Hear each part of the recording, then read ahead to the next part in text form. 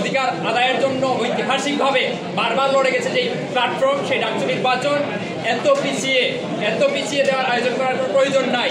আমরা বারবার আগানোর জন্য বলছিলাম, কিন্তু শেষ মুহূর্তে এসে অভ্যুত্থানের 1 বছর পর আজ ডাকসু ইলেকশন হচ্ছে। আমরা স্বাগত জানাই।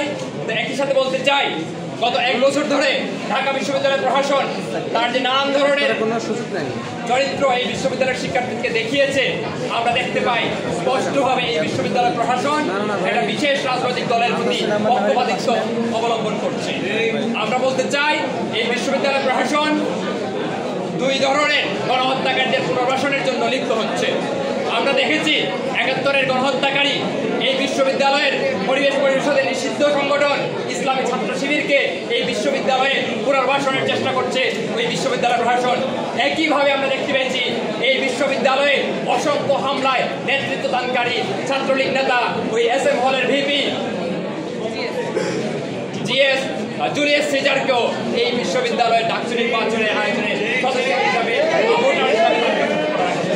আমরা বলতে চাই, এই বিশ্ববিদ্যালয় আমরা বারবার বলে আসছিলাম যে চিহ্নিত সন্ত্রাসীদেরকে তালিকা করে তাদের আইনের আওতায় নিয়ে আসতে হবে।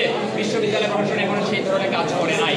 আমরা আবার বলতে চাই, বিশ্ববিদ্যালয় প্রশাসন আমরা বিশ্বাস রাখি যে তার সর্বোচ্চ নিরপেক্ষতার প্রমাণ দিবে, কিন্তু কোনো প্রকার নিরপেক্ষতা ভঙ্গ করতে যদি আমরা দেখতে পাই স্পষ্টভাবে কোনো বিশেষ গোষ্ঠীকে জিতিয়ে নিয়ে আসার চেষ্টা করা হলে এই ডাকসু নির্বাচন কিন্তু আমরা বর্জন করতে পারি।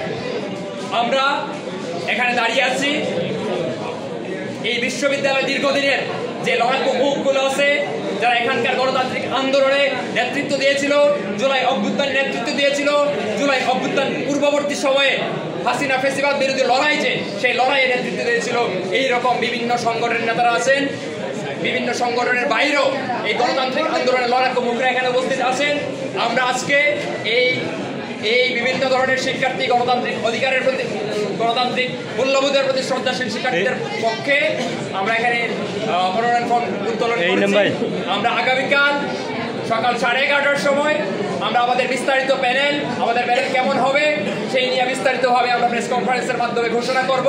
কিন্তু প্রাথমিকভাবে আমাদের যে প্যানেল, সেই প্যানেল কেমন হতে পারে একটা সাধারণ ধারণা আমি দিতে পারি। আমাদের তৈরি হচ্ছে, সেই প্যানেলে 11 জন লড়াকু নারীরা আছেন। বিভিন্ন সময়ে এই বিশ্ববিদ্যালয়ে আন্দোলনে সংগ্রামে নেতৃত্ব দিয়েছেন, শিক্ষার্থীর অধিকার আদায়ের জন্য নেতৃত্ব দিয়েছেন। আমাদের এই প্যানেলে অন্তত 2 জন আদিবাসী শিক্ষার্থী আছেন, যারা পাহাড়ের কথা বলেছেন, সমতলের কথা বলেছেন, পাহাড় সমতল সকল ধরনের মানুষের অধিকারের কথা বলেছেন। আমাদের এই প্যানেলে অন্তত 1 জন ফিজিক্যালি চ্যালেঞ্জ মানুষ আছেন, যে তার শারীরিক অবস্থা, এই অবস্থায় থাকা অবস্থায়ও সে দীর্ঘ সময় ধরে এই বিশ্ববিদ্যালয়ের সকল গণতান্ত্রিক আন্দোলনের সংগ্রামী সাথী ছিল। আমাদের এই প্যানেলে এখন পর্যন্ত আমরা যারা পরিষ্কার যে এই প্যানেলে ভিপি হিসাবে থাকবেন শামসুন নাহার হল, ছাত্র সংসদের সাবেক ভিপি, আমাদের দীর্ঘদিনের বন্ধু। এই বিশ্ববিদ্যালয় গণতান্ত্রিক আন্দোলনে বিভিন্ন সময় সে আক্রান্ত হয়েছে এবং এই লড়াইয়ের ময়দানে সে উপস্থিত ছিল প্রতিটা সময় জুড়ে। শেখ তাসনিম আফরোজ ইমি আমাদের প্যানেলের ভিপি হিসাবে নির্বাচনের জন্য প্রস্তুতি নিচ্ছে। আমাদের প্যানেলে আরও থাকবেন সাধারণ সম্পাদক হিসাবে গণঅভ্যুত্থানের মুখ, গণঅভ্যুত্থানের পূর্ববর্তী সময়ের লড়াইয়ের মুখ, বাংলাদেশ ছাত্র ইউনিয়ন ঢাকা বিশ্ববিদ্যালয় শাখার সভাপতি মেঘমুল্লাহ মসুদ। এই একই প্যানেলে সহ সাধারণ সম্পাদক হিসাবে মনোনয়ন গ্রহণ করছি আমি মোহাম্মদ জাবির আহমেদ জুবেল, ছাত্রমন্ত্রী কেন্দ্রীয় সাধারণ সম্পাদক।